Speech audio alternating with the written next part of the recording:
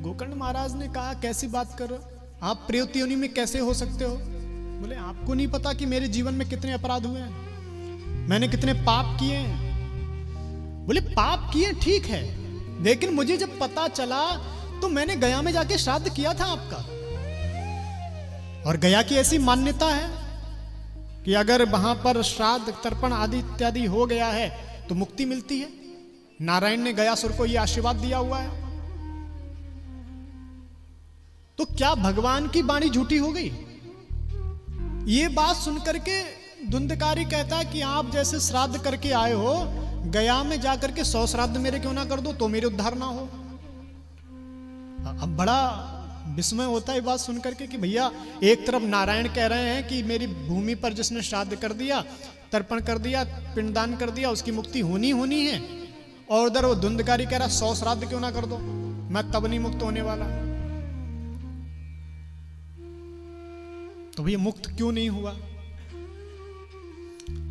जब श्राद्ध कर्म होता है तो कर्म कांड में सबसे मुख्य भूमिका रहती है संकल्प की। नहीं तो देखा जाए ब्राह्मण सारे काम कर रहे हैं, पूजन की तैयारी ब्राह्मण ने करी, मंत्र ब्राह्मण बोल रहे हैं,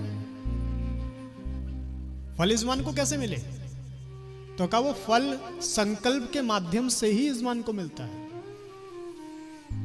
कहां बैठ करके कर रहे हो, कौन सा स्थान है, ये सब कुछ संकल्प में बोला जाता है। कौन कर रहा है, यजमान का नाम क्या है, यजमान का गोत्र क्या है, ये सब बातें उच्चारित की जाती हैं। कौन सी तिथि में संकल्प हो रहा है, कौन से मुहूर्त में, कौन से दिन में ये संकल्प हो रहा है, ये सारी बातें उच्चारित की जाती हैं। तो संकल्प में बड़ा मुख्य भूमिका होती है नाम गोत्र की। गोकर्ण महाराज गया में गए, उन्होंने तर्पण किया, श्राद्ध किया, संकल्प लिया, गोत्र जो उच्चारण किया वहां गड़बड़ हो गया। गोकर्ण महाराज जिस गोत्र का उच्चारण करते हैं वो गोत्र धुंधकारी का है ही नहीं। धुंधकारी धुंधली की संतान नहीं है, धुंधकारी धुंधली की बहन की संतान है। और बहन की संतान होने के कारण गोत्र में भेद आया, और गोत्र में भेद आने होने के कारण धुंधकारी कहता है आप 100 श्राद्ध क्यों ना कर दो जाकर के, तब भी मेरा कल्याण नहीं होने वाला। अब समझना इस बात को, कर्म कांड गोत्र गलत हो गया तो धुंधकारी का उद्धार नहीं हुआ। धुंधकारी का उद्धार कैसे हुआ? कथा सुन करके।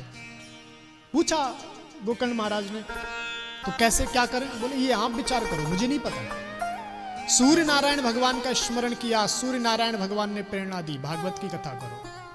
भागवत की कथा हुई, प्रेत योनि में बैठा हुआ धुंधकारी ने कथा श्रवण की। प्रथम दिन की कथा सुनी तो प्रथम ग्रंथि का भेदन हो गया जिस बांस में बैठा हुआ था। दूसरे दिन की कथा सुनी, दूसरी ग्रंथि का भेदन हो गया। सप्त दिवस की जब कथा हुई तो धुंधकारी दिव्य रूप धरा जाता है।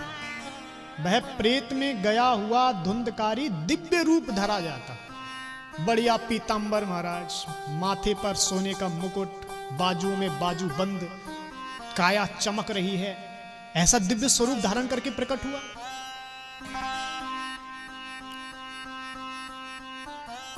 कर्म कांड में तो गोत्र की आवश्यकता है, नाम की आवश्यकता है, पर भैया भागवत तो इतना सामर्थ्यशाली है, यहां तो केवल आप बैठ जाओ, कुछ भी लेने की जरूरत नहीं, मन में कोई संकल्प विकल्प करने की जरूरत नहीं।